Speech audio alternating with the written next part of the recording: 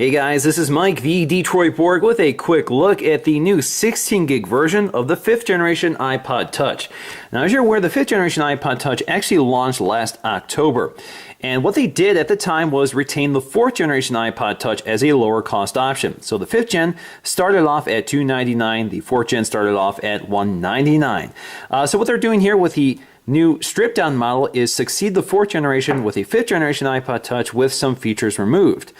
So this starts off at $229, which is still higher than the $199 of the 4th gen iPod Touch, but you get the same internal specs and the same 4-inch LCD screen, LCD IPS display, the same one on the iPhone 5 as well. So it's a higher quality display than the one that was on the 4th generation iPod Touch, which was a lower quality display of the version on the iPhone 4 and 4S. Now, in order to get costs down, they've done a few things here. They've removed the rear eyesight camera, so there is no back camera on this, and they removed the iPod loop. They've also changed some of the design here. So we have these black buttons as opposed to the aluminum buttons on the 32 or 64 gig version, and the standard capacity here is 16 gig instead of 32 gig. It's also available only in this specific color configuration, which alone is unique to the 16 gig model. So you get a black screen with the silver back panel. Now, if you got the silver or aluminum, raw aluminum version of the 32 or 64 gig, you actually get a white panel. All right, so let's go ahead and crack this open. I'm just going to peel off the plastic along the side.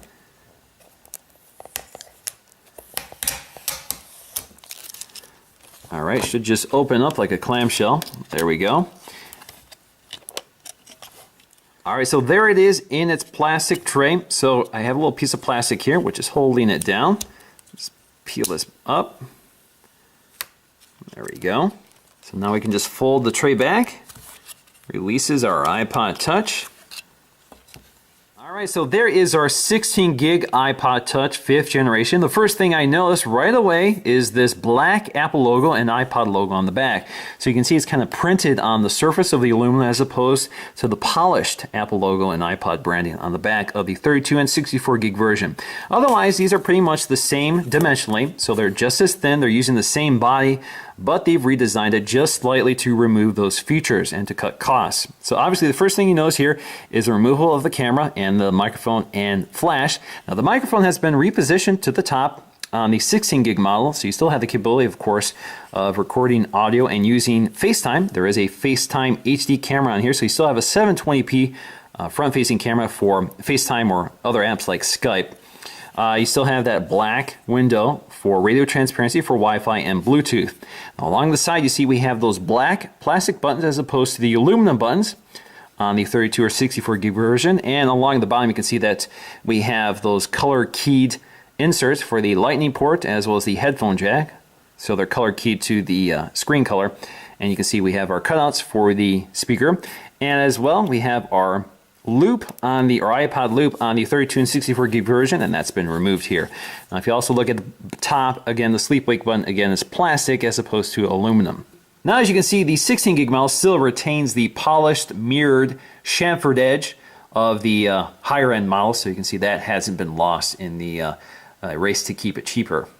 Now inside the packaging we'll also find our literature here. So we have hello, and we should have some Apple stickers in here somewhere. So there are the Apple stickers, iPod Touch info, and this is just some quick information of iOS 6, which is of course what this is launching with at the time of this video. Now we also have our lightning cable for charging and syncing our iPod Touch, and we have a set of earpods, which again do not contain the remote and microphone. That's pretty normal for iPods. They generally do not ship with earpods that contain the remote and microphone. You have to get an iPhone or you can buy those separately. Alright, so let's go ahead and boot this up for the first time. I'm just going to tap and hold the sleep wake button. You get the Apple logo, and while that's booting up, let me just point out that I think it's kind of nice that we have this aluminum finish around the black screen, because most Apple devices right now, if you get a black screen, you get a black or slate colored aluminum bezel. So having this shiny aluminum around the black screen actually looks kind of sharp. It's kind of a nice design. I actually like to see this in other Apple products. So let's go ahead and start this up. Pretty straightforward. We're pretty familiar with the setup for iOS 6.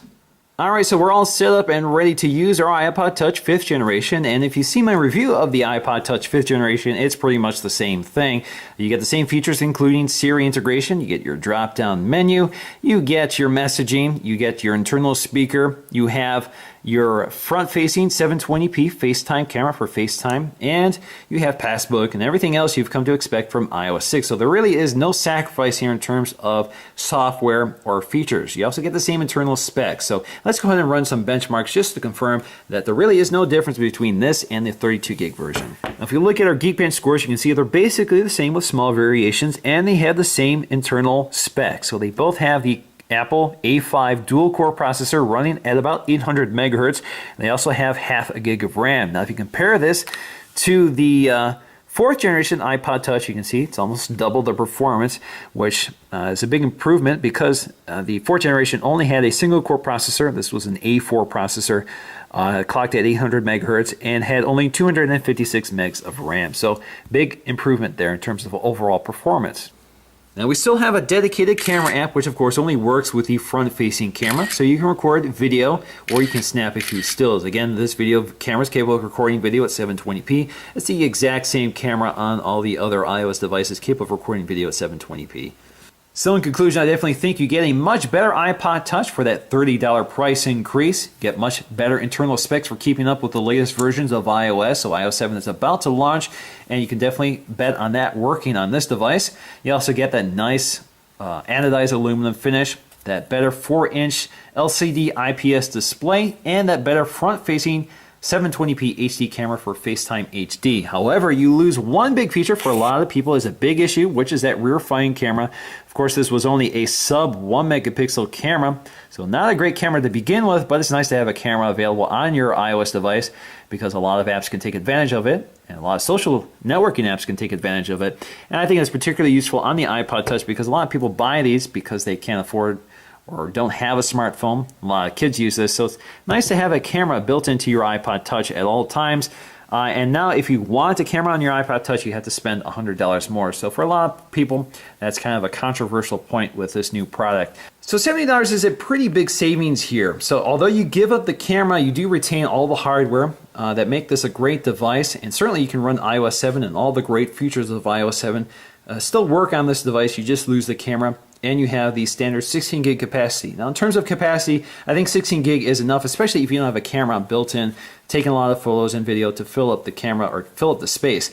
Now a lot of apps are starting to take up a lot of space, especially gaming apps, so that's something to consider. You do have to manage how many apps you install on the device with only 16 gigs, but it's manageable. So overall, definitely a device I recommend. It's too bad it doesn't have a camera built in, at least some sort of camera, even if it's a lower resolution, but it's still a great device, and it will be able to service you for quite a few more years because the specs have been bumped up to keep up with the latest releases of iOS. So iOS 7 is about to launch, and I'm sure that this device will be compatible with it, while the 4th generation iPod Touch may not be. So that's going to do it for me in this video. Thanks for watching, and I'll see you again in the next one.